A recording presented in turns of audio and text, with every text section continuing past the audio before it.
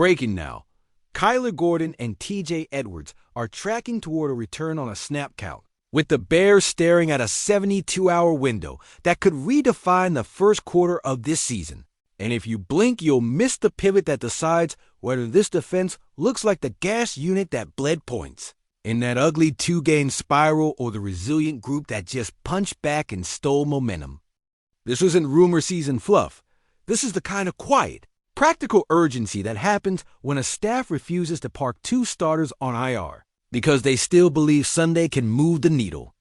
You felt the difference the moment the depth guys had to line up and play ball. No excuses, no star names, just clean technique and hustle, and that's exactly why this update hits harder than any headline. Because unlocking even 25 to 35 focused snaps from each of these dudes can change spacing, confidence, and the way the opposing OC calls first down. The caution is real. Ramp up, monitor, test the tissue, throttle usage, and fight the instinct to push beyond the plan. The opportunity is just as real. Define roles tightly, lean into situational football, and multiply the value of those snaps by anchoring them to downs and distances that swing win probability. Think of it like this. A defense without its nickel anchor and its tone-setting backer is always negotiating with space one misfit here, one bad leverage there, and suddenly you're stuck in a script you didn't write. Get them back, even limited, and you give the DC his favorite toys again trap rotations in the low red. Bracket calls on money downs, a robber who actually robs instead of spectates. Green dog triggers that turn a check down into a TFL and a punt into field position for an offense. That's still stitching together its identity under a new play caller. If you watched that light go out in 5 messy quarters against 2 divisional opponents, you also saw it flicker back on when the reserve stood tall against Dallas. That's the secret nobody's saying out loud. Limited snaps can be enough if they are the right snaps. Because the presence of a trusted nickel who sees the bunch before it happens, or a linebacker who bangs the C-gap on a short yardage tilt lets everyone else play a half step faster and start hunting again. This staff kept them off IR for a reason, and the read is simple. They want the option to say yes in week 4, yes in a third down package, yes in 2-minute, yes in the backed up series where one stop buys your offense another 40 yards of oxygen. If you're rolling with this channel and you want in on every pivot like this before it becomes obvious on Monday morning, tap subscribe right now, drop a like so this gets to more Bears fans, and lock in with us because we're tracking who's ramping, who's gaining trust, and how it all shows up on the first 4 calls of the opening script. Back to the football. The biggest gain isn't just body count. It's flexibility. Your nickel versus their slot motion. Your match rules versus condensed formations. Your ability to live in simulated pressure without sacrificing flat integrity. That's what Gordon's return teases. The calm inside chaos. The quick hands at the catch point. The mirror on two-way go routes that forces quarterbacks to hitch and lets the rush arrive. For Edwards, it's the pre-snap dialogue front tilt. Strength call. Who owns the first outside release? Whether we rock back on the counterfold or knife and spill, and it's the post-snap violence that makes 2nd and 5 become 3rd and 3 instead of 2nd and 1. Snap count? Good. That's a plan, not a problem. Give me 8 to 10 snaps a half for Gordon, premium moments, 3rd and mediums, fringe red zone, and the early down when the opponent tries to manufacture yak with orbit motion. Give me 15 to 20 measured snaps for Edwards, tied to down and distance. Short yardage, 2-minute, and the first defensive series of each half to set a tone and give the headset the confidence to stay aggressive. The opponent's staff is going to test the leg and test the hand speed outs. Pivots, flood variations, layered crossers that force quick plant and drive. Your counter is predictability through disguise. Show too high, spin late, deliver help where the ball wants to go. Leverage the sideline and make them finish drives instead of cashing explosives. Remember the hidden math.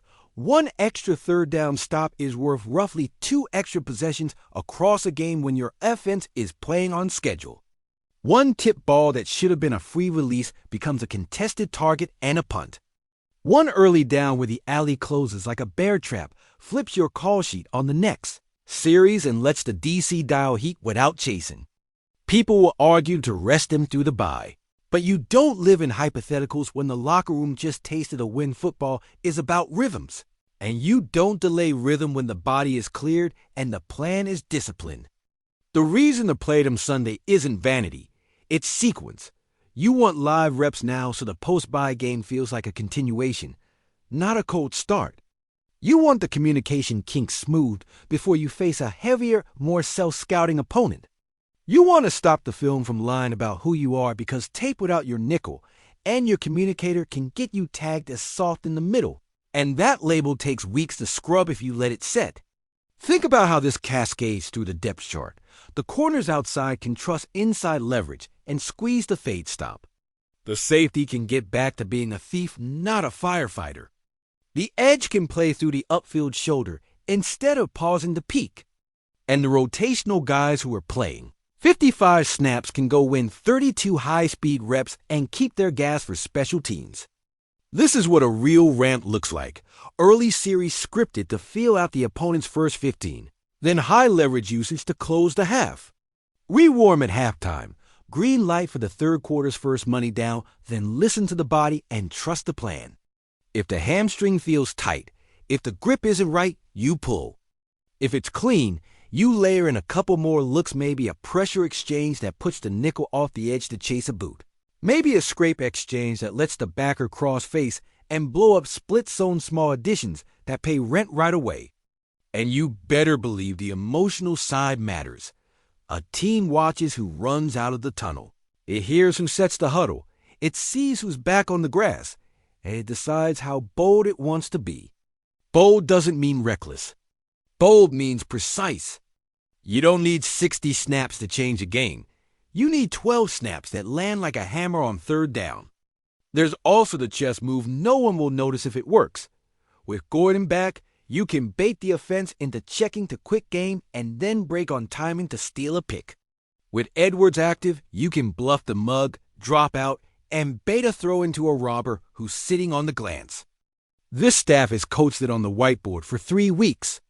Now you can execute the parts of the plan that demand veteran eyes. And for the fans asking about the big picture playoffs, seeding. All that here's the truth. Nothing about January is real unless you stack controlled wins now. Sunday isn't a referendum, it's a hinge. You take your starters, even at 70%, and you deploy them where the math pays off. If they respond well, great. You add 5 snaps each next time. If they don't, you learn what you needed before the bye. Personally, I'd accelerate the ramp, Gordon in the nickel and dime as the motion eraser. Edwards in base when the opponent tips run, plus all third and shorts. Tilt the front, slant away from their strength, spill the speed, and force them to collect yards and singles while you hunt a takeaway. You earn the right to be aggressive by surviving the short-handed stretch. Now cash it in. And if you're still here rocking with us, you're my kind of fan. Stick around, subscribe, and drop your take, because this channel is the huddle for every week-to-week swing this team rides. My opinion, you play them, you keep the leash short, and you make the most important downs feel heavy again. Football is balance, and these two tilt the scale enough to justify the risk.